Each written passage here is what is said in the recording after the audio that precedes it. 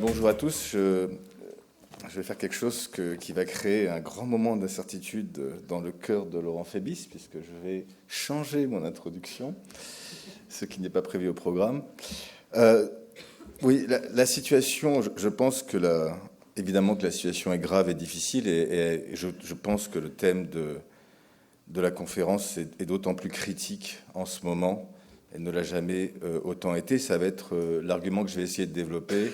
Je vais essayer de parler de la bonne incertitude, celle qui crée le dynamisme des marchés, celle qui crée l'innovation, celle qui crée la curiosité, celle qui crée aussi une société qui fonctionne. Une société qui fonctionne a une dose d'incertitude naturelle.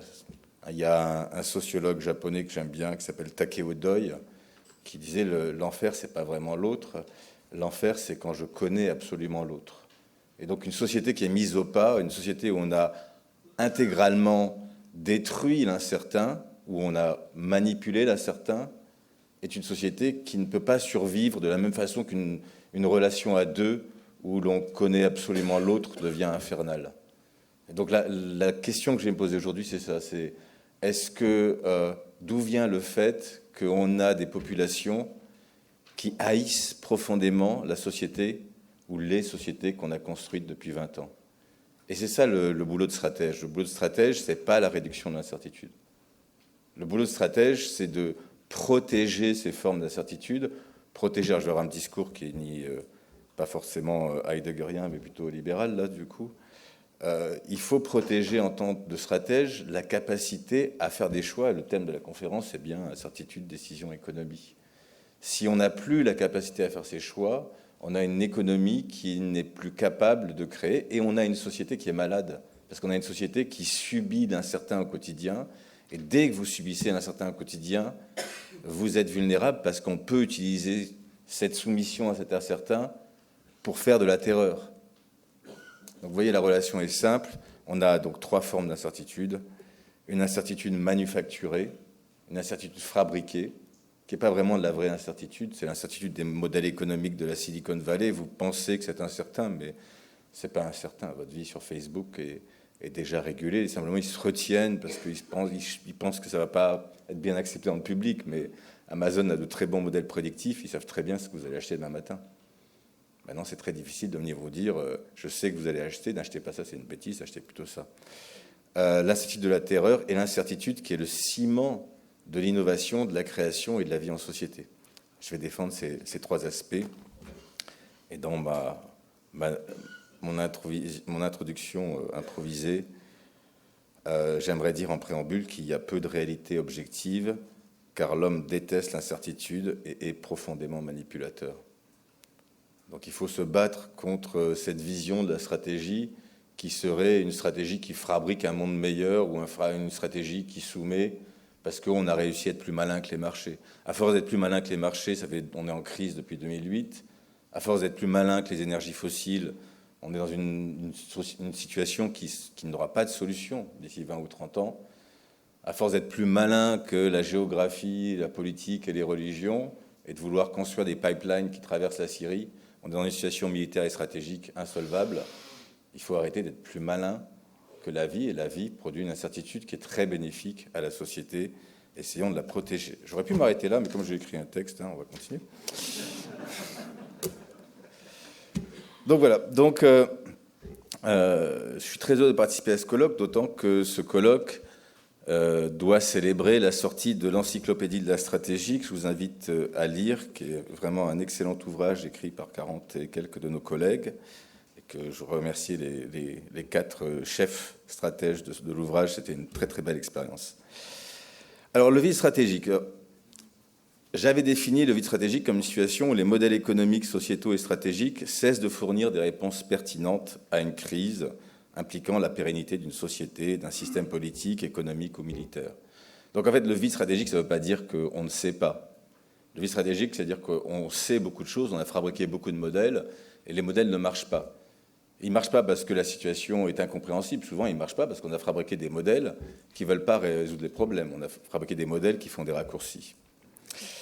Donc, il est en miroir une fenêtre d'opportunité pour ceux qui exploitent l'absence de direction, le désarroi des systèmes de croyance, la vulnérabilité d'un tissu social ou économique en proie à des croyances superstitieuses ou, des peuples dépités par la répétition du vide. Et j'aimerais bien insister sur ce double aspect, ce miroir. Le vide stratégique, en fait, c'est quoi? C'est de créer des modèles qui sont des modèles tactiques, des modèles faciles à reproduire, où oui, on triche. Et là, je salue mon ami économiste qui a fait preuve d'une grande humilité envers sa profession, en disant que c'était une profession de tricheur, merci. Et on triche, et à force de tricher, on vit dans un modèle non seulement qui est très très loin de la réalité, mais en même temps, la réalité, on n'en veut pas. On ne veut pas de cette incertitude au quotidien, et on ne se rend pas compte que s'il n'y a pas d'incertitude, s'il n'y a pas d'incertain à traiter, à vouloir résoudre, on n'aura plus d'innovateurs, et on a une société un peu fatiguée et dépitée. Donc, premier point. Deuxième point, il ne faut pas oublier ce que c'est que la stratégie. La stratégie, c'est l'art de gouverner. La stratégie, pardon, Général Desportes, la stratégie comme art militaire vient après la stratégie comme art de gouverner. Dans la Grèce antique, le stratégos était statistiquement, parce qu'on aime les statistiques aujourd'hui, hein, on fait des enquêtes, voilà. Donc sur plus de 3 siècles, c'était 50% militaire, 50% civil. Les stratèges étaient élus, donc quand ils travaillaient mal, on les virait. Ça une invention qu'on ferait bien de réintroduire aujourd'hui. Voilà. Et leur mandat était de 1 an. Et donc, tous les ans, il fallait qu'ils viennent devant la ville, la cité, et défendent le fait qu'ils aient bien travaillé. Donc, ce n'est pas l'art de prévaloir ou de générer des avantages concurrentiels, des asymétries. Il ne faut pas oublier de questionner cette finalité de l'acte de la stratégie. Le problème aujourd'hui, c'est qu'on célèbre, hein, il y a une célébration, une fascination pour des modèles économiques qui sont profondément destructeurs des équilibres humains et qui accompagnent la création du vide stratégique. Moi, je suis personnellement pas très content quand on célèbre des gens qui font des modèles que mes profs d'économie, j'étais formé en économie, m'avaient expliqué, on appelait ça du parasitisme. Et donc je lis dans la presse super-héros, génial stratège et tout. Et je dis, mais tiens, mais c'est ce que mon prof, quand j'étais gamin, m'avait dit que ça s'appelait du parasitisme. Pourquoi on célèbre des parasites comme des stratèges? Le stratège, ce n'est pas quelqu'un qui fabrique un système parasitique. Le stratège, c'est celui qui est censé apporter une vraie solution durable à la société. Or, les modèles économiques du numérique sont des modèles parasitiques. Donc, on a des instruments qui pervertissent les mécanismes fondateurs des sociétés humaines, et ces instruments ne sont pas des grandes stratégies. Ils sont des modèles tactiques, des systèmes parasitiques qui défont la très longue et très difficile construction d'une société humaine. Il faut sans doute que nous arrêtions de les célébrer si nous souhaitons un jour avoir l'espoir du rétablissement d'un régime stratégique pérenne. Alors c'est quoi ces modèles cyniques? Ce sont des modèles cyniques qui, par exemple, enferment les agriculteurs dans une économie de rente de propriété intellectuelle. Il est évident que ce n'est pas le métier d'un agriculteur de gérer de la propriété intellectuelle, qui contraignent la nature à sa scarification sur le bien fondé d'une asymétrie pérenne. Et cette asymétrie, elle est tactique. On ne se préoccupe pas de gérer la terre à long terme. On se préoccupe à être certain que le coût de sortie de l'engagement contractuel de l'agriculteur sur les licences de ses engrais est trop élevé au quotidien par rapport au coût d'entrée dans une agriculture durable. Ce n'est pas de la stratégie, ça, c'est de la manipulation. Ce sont les modèles économiques de l'économie numérique qui font de ces entreprises des passagers clandestins des sociétés qu'elles ont pris pour hôtes, sans jamais vouloir assumer la responsabilité sociale et sociétale attachée à leur présence. C'est la crise des subprimes de 2008 où la performance tactique de l'instrument financier a pris le pas à l'échelle globale sur la considération simplement humaine des situations d'endettement qu'elle générait. Tout a commencé avec une stratégie donc criminelle et délibérée de surendettement. On a tendance à l'oublier en regardant nos grands stratèges financiers. Ce sont les petits stratèges commandés par les grands qui ont commencé l'acte criminel. Alors là, il y a un mot qui revient, c'est désincarnation. C'est-à-dire qu'en fait, on est dans une situation de désincarnation. De désincarnation, c'est-à-dire qu'on a des stratégies qu'on peut mécaniser, qu'on peut répéter, qu'on peut automatiser, et elles sont désincarnées au sens où elles sont très distantes de l'homme qui les porte et très distantes de l'homme dont elles font l'objet. Et c'est cette désincarnation qui crée le vide, c'est-à-dire le fait qu'on est capable de créer des modèles, aujourd'hui algorithmiques, mais tant mieux, parce que ça nous fait vivre, mais des modèles qui même avec un algorithme, on peut introduire une variable humaine, et même un algorithme n'est jamais qu'une production que l'on fabrique. Et il ne faut pas accuser l'algorithme d'avoir désincarné. C'est l'homme qui a désincarné la stratégie. Donc on a cultivé une distance pour séparer le stratège de la société des hommes.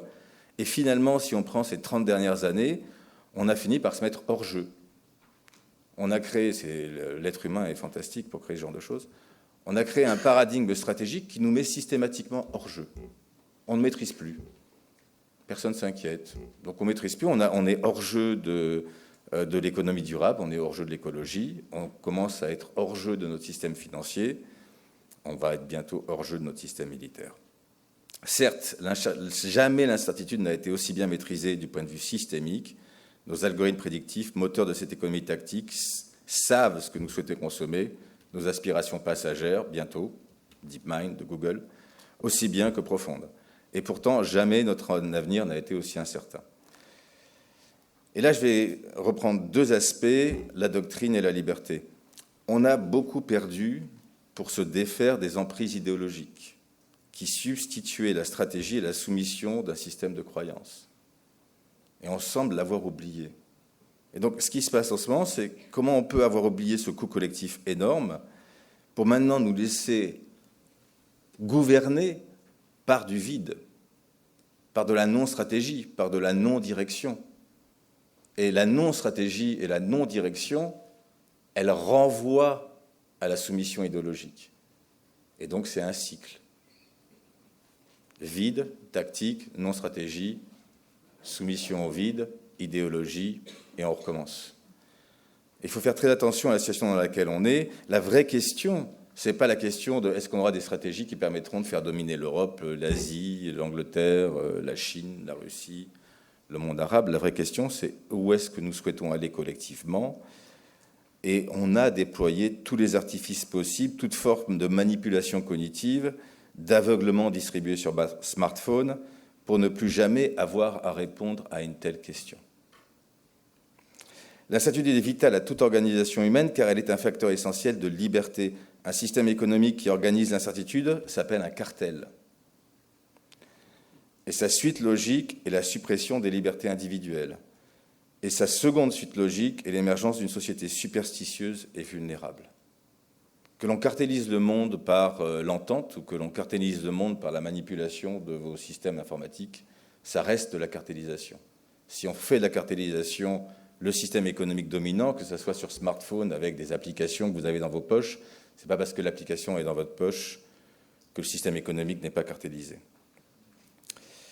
Il faut réinjecter au plus vite dans nos sociétés ces formes essentielles d'incertitude qui font que j'ai envie de parler à l'autre, qui font que je dois donner du sens à chacune de mes interactions, qui font exister une société pérenne, qui connaît les aléas, parce qu'on ne lui cache pas. Le vide stratégique n'est pas une situation d'incertitude, c'est une situation où l'on se refuse de questionner, où les modèles économiques de société assèchent les relations humaines à des mécanismes automatiques et intermédiaires.